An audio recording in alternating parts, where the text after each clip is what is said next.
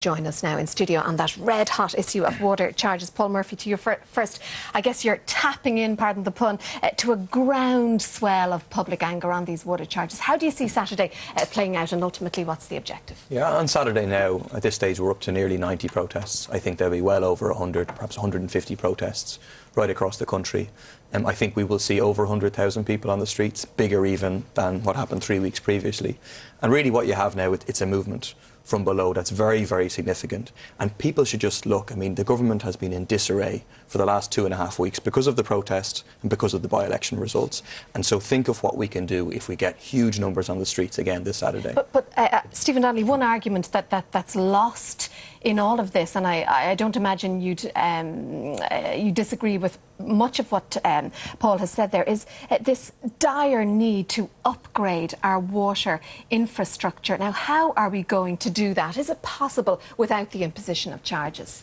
It is possible in the short term. I think Irish Water, the government has made such a hames of Irish Water from beginning to end, first through contempt for Parliament, followed by very clear contempt for the people, that they've now divided the country into three groups: those who simply can't pay, those who could pay but are refusing to pay on principle, and those who could pay but are really, really angry with the government for the way they've gone about it. Now, Alan Kelly is the new minister. He didn't create this. He's got to find a solution. Any solution to your question has to have two things. It's got to be able to come up with about 15 to 20 billion euro to invest in Irish Water over the next 10 years, which is a huge undertaking.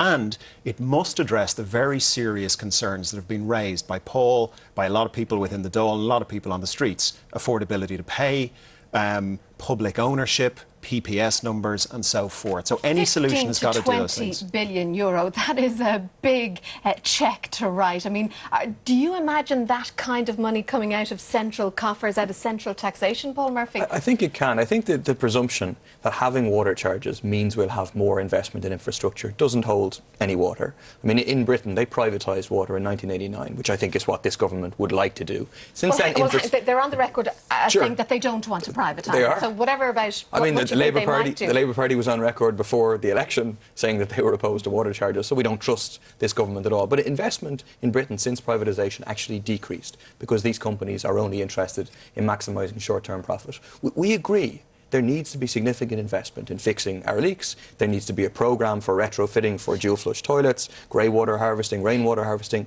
That could employ people in a much more effective way than water meters, but that can be paid through central progressive taxation as opposed to these regressive charges. We have one of the most progressive taxation systems in the EU and in the OECD. You're proposing that the wealthier pay more on this? We are. If you just look solely at income tax, you can argue that Ireland has a progressive taxation system. But if you look at all the taxes that people pay, for example, the bottom 10% of income earners pay almost as much a percentage of their income in taxes in all its different forms as the top 10%. And water charges is about that. It's about shifting the burden more onto ordinary people. So, yeah, we think financial transaction tax, wealth tax, corporation tax, tax on higher income earners. There's lots of ways to fund this. What about the economic model? I mean, this special purpose vehicle that was the off-balance sheet setup that is meant to allow Irish Water borrow from the markets. Are you opposed to that, Stephen? No, I'm not. There is a solution that should be able to be found which addresses the concern. So, for example, on privatisation, the government is saying it's in the legislation. The government can change legislation in 10 minutes. This government brought through the Irish Water legislation in just 3 hours. What do? You have a referendum to put it into the Constitution. There is something useful within the model that's being recommended, which is it allows Irish Water to borrow billions and billions of euro now, which is something the state would find quite hard to do, to start investing in the system now. However, there would be a way to do that, which also means that you could pause payments. So what you could do is you could offer a full rebate to people. What that would mean is that up until, say, the next election, it wouldn't cost anybody anything. Then politicians could campaign. Do we have the money for that, Stephen Donnelly? I mean, we're still in a deficit situation.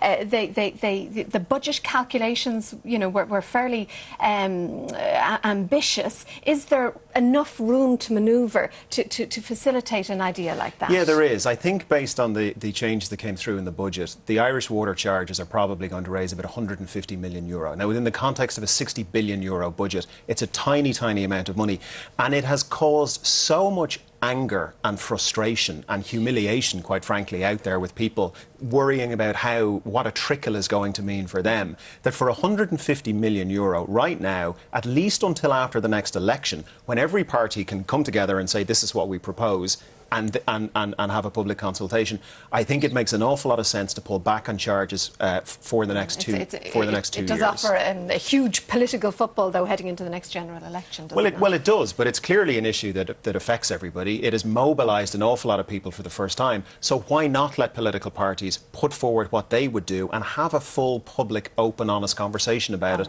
and then implement whatever the people choose via the ballot box? You were saying earlier that you'll both be protesting on Saturday. Thank you very much, Paul Murphy, Stephen Donnelly, for joining us on the programme this evening. Thank you. Government is